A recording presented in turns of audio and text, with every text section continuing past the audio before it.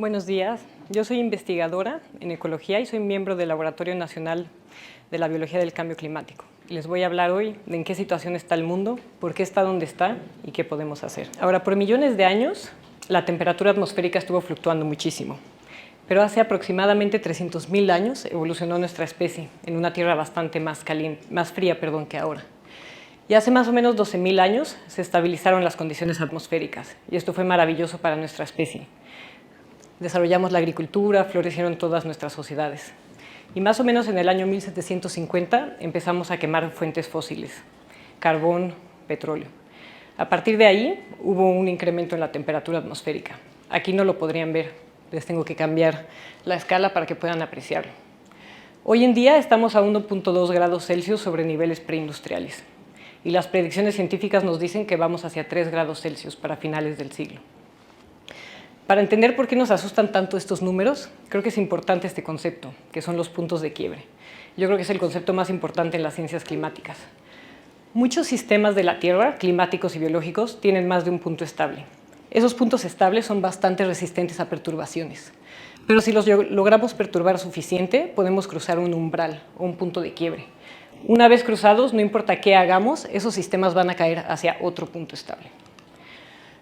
Ahora, entre más calentamos la atmósfera, entre más dióxido de carbono, metano y otros gases con efecto invernadero estamos emitiendo, más estamos empujando los sistemas climáticos hacia su umbral. Y no importa qué hagamos en el futuro, si los cruzamos, van a irse a su segundo punto estable. Conocemos en la Tierra por lo menos 16 sistemas biológicos y climáticos que tienen puntos de quiebre. Por ejemplo, las capas de hielo. Con suficiente derretimiento, esas capas de hielo se van a seguir derritiendo, no importa qué hagamos en el futuro, no importa si ya no calentamos la atmósfera. Tenemos estimados científicos de qué tan probable es cruzar esos puntos de quiebre según cuánto estamos calentando la Tierra. En donde florecieron nuestras sociedades, donde estamos seguros, a 0 grados, en donde florecieron nuestras sociedades, todos estos sistemas estaban en uno de esos puntos estables. A 1.5 grados, nosotros estamos a 1.2. A 1.5 estamos en riesgo de cruzar esos umbrales. Les pongo solo 4 de esos subsistemas por espacio. Y hacia donde estamos yendo, que es a 3 grados centígrados, estamos virtualmente seguros que vamos a cruzar. Eso quiere decir que vamos a desencadenar procesos que ya no vamos a poder frenar y vamos a convertir la Tierra en un infierno.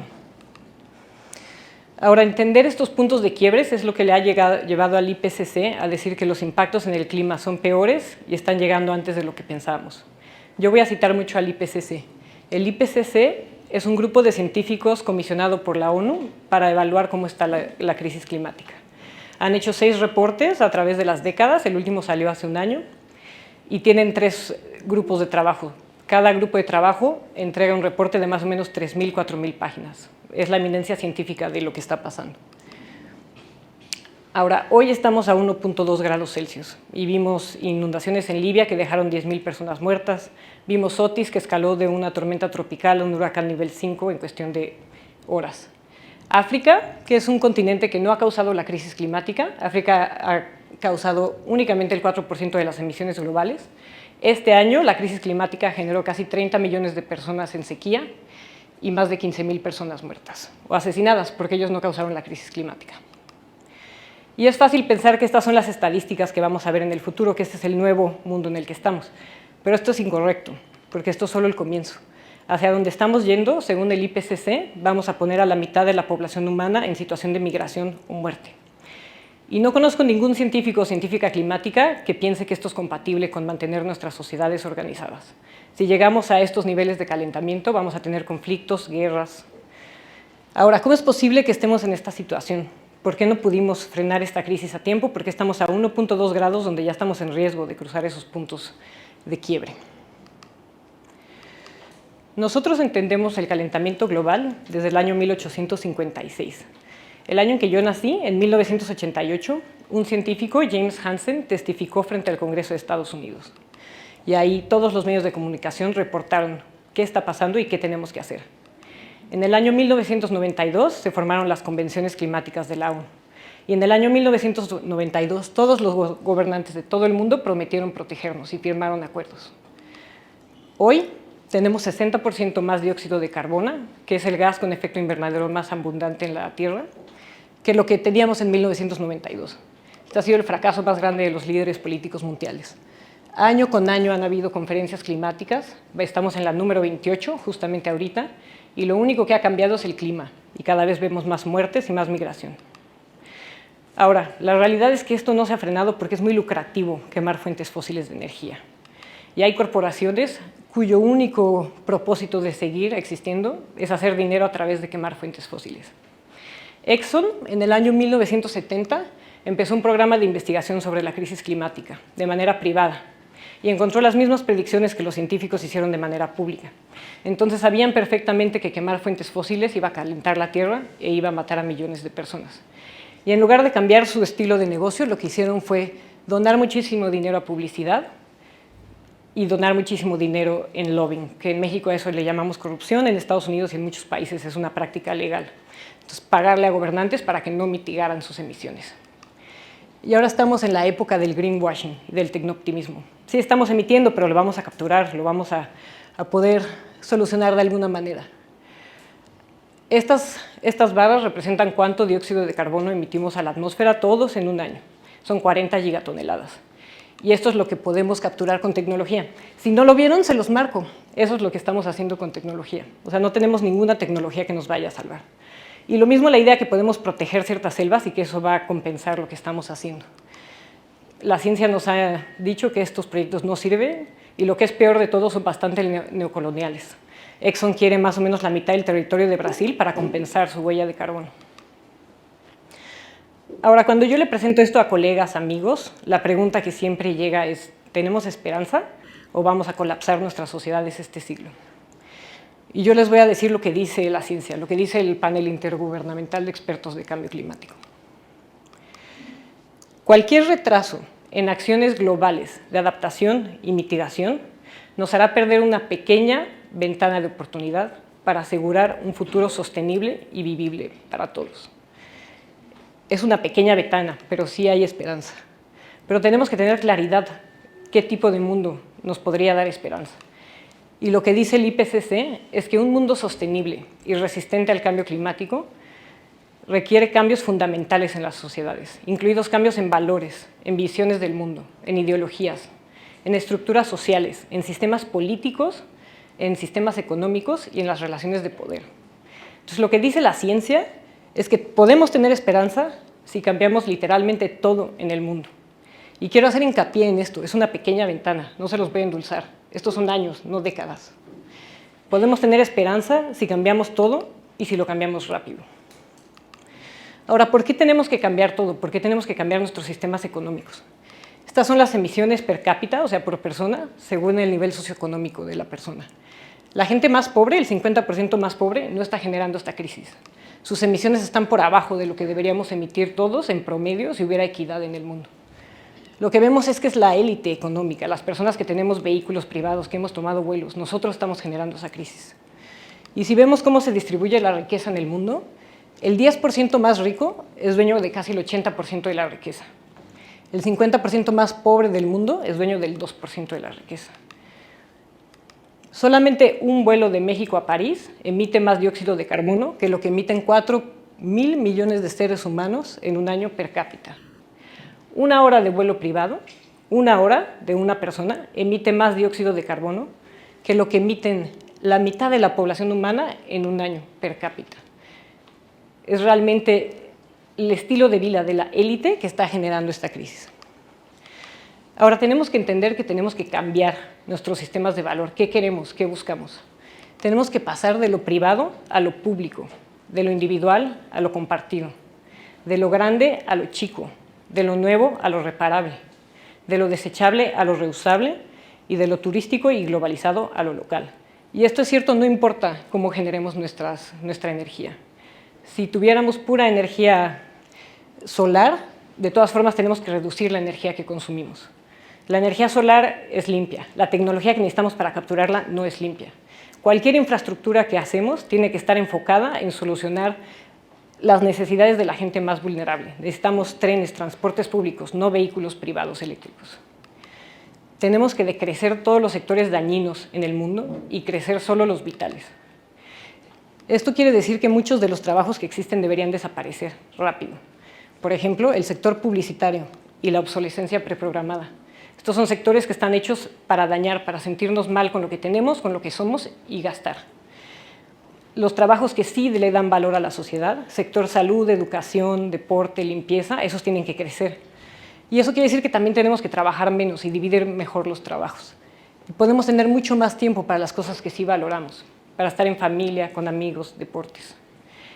Esto es un mundo sostenible al cambio climático. Ahora, tenemos que trabajar a nivel mundial para tener este mundo. Cualquier retraso en eso va a hacer que perdamos esa pequeña ventana. ¿Cómo está yendo el mundo? A nivel global se va a producir el doble de fuentes fósiles para el 2030 de lo que sería compatible con limitar el calentamiento a 1.5. Los gobiernos en todo el mundo están subsidiando empresas petroleras, bueno, empresas fósiles, con lo equivalente a 6 veces el Producto Interno Bruto de México. El peor de todos es Estados Unidos, se está utilizando impuestos de la ciudadanía para pagarle a empresas estilo Exxon, Shell y BP para que continúen explorando nuevas fuentes. Entonces, ¿cómo vamos? Vamos muy mal. Vamos en la dirección correcta de lo que deberíamos estar haciendo a nivel global. Y por lo menos algunos empresarios son más honestos ahora. Esto fue lo que dijo el CEO de Shell este año, un año después de que salió el reporte del IPCC diciendo que tenemos que actuar. Y dijo, déjenme ser categóricamente claro, nosotros vamos por grandes ganancias, nuestros accionistas tienen que ver grandes ganancias. Y lo que estamos aceptando los científicos es que no importa qué tan clara sea la ciencia y qué tan clara sea la evidencia. En el mundo hay corporaciones, individuos e instituciones que consciente o inconscientemente se benefician de cómo funciona el mundo y están bloqueando cualquier cambio real. Y creo que nadie lo ha dicho tan claramente como Antonio Guterres, que es el secretario general de la ONU. Esta es la batalla de nuestras vidas y ahorita la estamos perdiendo. Entonces la pregunta que siempre nos estamos haciendo las personas que entendemos esto, ¿qué podemos hacer para ganar? ¿Qué podemos hacer para no perderlo todo en las siguientes décadas? Y aquí los adultos lo que estamos haciendo en realidad es seguir a la juventud. Yo creo que es la juventud la que realmente entendió la crisis y actuó de manera racional. Greta empezó una huelga en el 2018 sola, cuando entendió por qué me estás enseñando cálculos y mi problema va a ser que no le puedo jalar al baño en 15 años. Un año después, había miles de personas con ella marchando. Ahora, las huelgas, la resistencia, los boicots, es una manera en que los ciudadanos pueden forzar cambios rápidos y sistemáticos. Y si alguien necesita evidencia de que eso funciona, piensen que yo tengo un doctorado y que hay muchas niñas estudiando. Hoy en día damos por hecho esos derechos, pero esos derechos se ganaron, y se ganaron a través de protesta y resistencia. Y esto, hoy en día podemos pensar que es normal que las mujeres tengamos estos derechos, pero esto en su momento fue un cambio en sistemas políticos, sistemas económicos y en lo que valoramos en las sociedades. Y son los movimientos sociales de resistencia a lo que le estamos apostando, incluidos los científicos. Este año, por primera vez, vimos resultados realmente reales en la guerra climática. En Holanda, más o menos 30,000 ciudadanos bloquearon en septiembre una autopista y le demandaron al gobierno, no nos vamos a quitar hasta que dejes de subsidiar empresas corporativas fósiles. Y después de 27 días, el gobierno accedió. O sea, esta es una manera rápida que podemos generar cambios. Y los científicos nos estamos integrando a estos movimientos. Nos hemos dado cuenta que estamos diciendo es una crisis, pero que nuestras acciones no son compatibles con lo que estamos diciendo. ¿Quién nos va a creer a los científicos si solo regresamos a hacer investigación al laboratorio? Pues ahora nosotros estamos en las calles y somos cientos de científicos que estamos tomando las calles en protesta en todo el mundo de manera sincronizada para marcar que es una crisis global, que necesitamos acciones inmediatas. Esta semana publicamos un artículo en el periódico, uno de los más grandes del mundo, el Guardian. En esto le escribimos a la ciudadanía de todo el mundo y les decimos lo que sentimos como científicos climáticos. Estamos aterrorizados. Somos seres humanos y tenemos miedo por nosotros, por todo lo que queremos. Y los necesitamos. Necesitamos que todas las personas entiendan la crisis que hay y se activen. Esta carta la firmaron ya más de 1,000 científicos y científicas climáticos, incluidos muchos escritores y escritoras del IPCC. O sea, las eminencias en la ciencia climática apoyan las protestas. Ahora, si queremos entender la crisis climática, tenemos que entender que es solo un síntoma de un problema más grande. El problema de raíz y el problema real es el sistema económico en el que vivimos. Este sistema económico está diseñado para generar dinero para pocas personas. no está diseñado para solucionar necesidades humanas. La evidencia más grande es que producimos suficientes alimentos para todos los seres humanos, la mitad de los alimentos se van a la basura y millones de personas pasan hambre. Este sistema económico no está hecho para satisfacer necesidades humanas y es ciego a los límites físicos, climáticos y biológicos del mundo. Y esos límites no son negociables, no podemos negociar con la física.